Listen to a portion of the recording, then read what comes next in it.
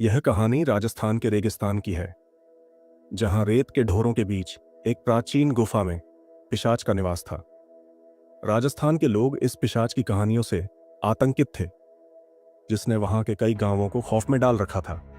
यह पिशाच रात के अंधेरे में गांवों पर हमला करता और लोगों का खून पीता था। उसकी डरावनी आवाजें और भयानक रूप से लोग दूर दूर तक भयभीत थे। राजस्थान की एक दुर्गम और वीरान गुफा में पिशाच का बसेरा था। यह गुफा सदियों से वीरान और डरावनी थी। लोग इस गुफा के पास जाने से डरते थे, क्योंकि वहां से आने वाली डरावनी आवाजें और विचित्र घटनाएं उन्हें आतंकित कर देती थीं।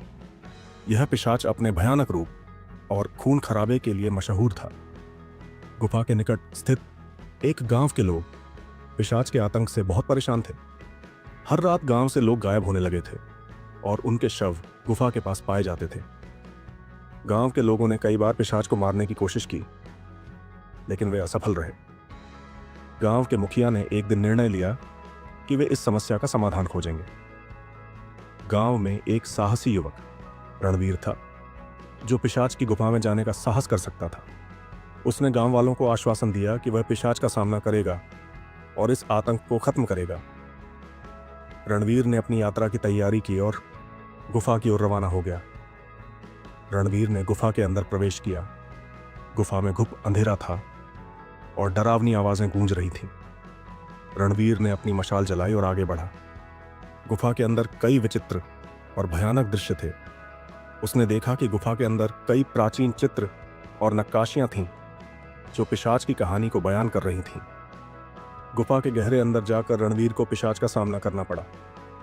पिशाच का भयानक रूप देखकर रणवीर ने अपने साहस को संजोया और उससे बात करने की कोशिश की।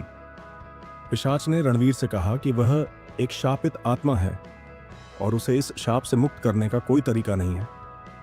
उसने रणवीर को अपनी कहानी सुनाई। पिशाच ने बताया कि वह एक बार एक महान योद्धा था, जिसका नाम प्रताप सिंह था। उसने अपने राज्य की रक्षा के लिए कई युद्ध लड़े और विजयी हुआ, लेकिन एक दिन उसने एक साधु का अपमान कर दिया, जिससे साधु ने उसे शापित कर दिया। शाप के कारण वह पिशाच बन गया और गुफा में रहने लगा। वह लोगों का खून पीने को मजबूर हो गया। पिशाच ने रणवीर को बताया कि उसने 3 लोगों की जान ली थी, जिनका जीवन उससे जुड़ा हुआ था। जसवंत सिंह। जसवंत प्रताप सिंह के करीबी दोस्त और उनके सेनापति थे। जसवंत ने प्रताप सिंह के हर युद्ध में उनका साथ दिया था, लेकिन जब प्रताप सिंह शापित होकर पिशाच बन गए, तो जसवंत ने अपने मित्र को मुक्त करने की कई कोशिशें की। एक रात जब जसवंत गुफा में प्रवेश कर रहे थे, पिशाच ने उन्हें पहचान नहीं पाया और उन्हें मार डाला। राजकुमारी मीरा प्रताप सिंह की प्यारी बेटी थी। मीरा को अपने पिता से अत्यधिक प्रेम था और वह अपने पिता को मुक्त करने के लिए हर संभव प्रयास कर रही थी। मीरा ने साधु की तलाश की और उसके शाप को तोड़ने का प्रयास किया, लेकिन साधु ने उसे गुमराह कर दिया। एक रात पिशाच ने मीरा को पहचान नहीं पाया और उसे मार डाला। गुरु गोविंदराम प्रताप सिंह के गुरु और मार्गदर्शक थे। उन्होंने प्रताप सिंह को युद्ध कला और नेतृत्व की शिक्षा दी थी। जब प्रताप सिंह शापित हुए, तो गुरु गोविंद ने पिशाच की गुफा में जाने का प्रयास किया ताकि वे अपने शिष्य को मुक्त कर सकें, लेकिन पिशाच ने उन्हें भी पहचान नहीं पाया और उन्हें मार डाला। रणवीर ने पिशाच की कहानी सुनी और उसे इस शाप से मुक्त करने का निर्णय लिया। उसने पिशाच से पूछा कि उसे किस तरह इस शाप से मुक्त किया जा सकता है। पिशाच ने कहा कि केवल वही साधु जिसने उसे शापित किया था उसे मुक्त कर सकता है। रणवीर ने साधु की तलाश का प्रण लिया और उसकी खोज में निकल पड़ा। रणवीर ने गांव वालों से साधु के बारे में जानकारी प्राप्त की और उसकी तलाश शुरू की। वह कई गांवों और शहरों में गया, जंगलों और पर्वतों की यात्रा की और अंत में उसे एक पुराने साधु के बारे में पता चला, जो एक घने जंगल में ध्यान साधना कर रहा था। रणवीर ने जंगल की कठिन यात्रा की और साधु को ढूंढ निकाला।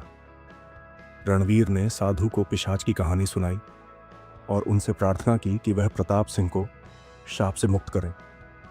साधु ने रणवीर की प्रार्थना सुनी और कहा कि वह प्रताप सिंह को शाप से मुक्त करेंगे, लेकिन इसके लिए रणवीर और सुजाता को अपनी सच्ची निस्वार्थ भावना से पिशाच के पास जाकर उसकी मुक्ति के लिए प्रार्थना करनी होगी। साधु ने रणवीर और सुजाता को अपने आशीर्वाद के साथ विदा किया। गांव में वापस आकर रणवीर और सुजाता ने पिशाच की गुफा में जाकर उसकी मुक्ति के लिए प्रार्थना की। उन्होंने अपनी सच्ची निस्वार्थ भावना और प्रेम से पिशाच को छू लिया। पिशाच के अंदर एक अजीब सी शक्ति जागृत हुई और वह शाप से मुक्त हो गया। साधु के आशीर्वाद और रणवीर सुजाता के प्रेम ने प्रताप सिंह को शाप से मुक्त कर दिया।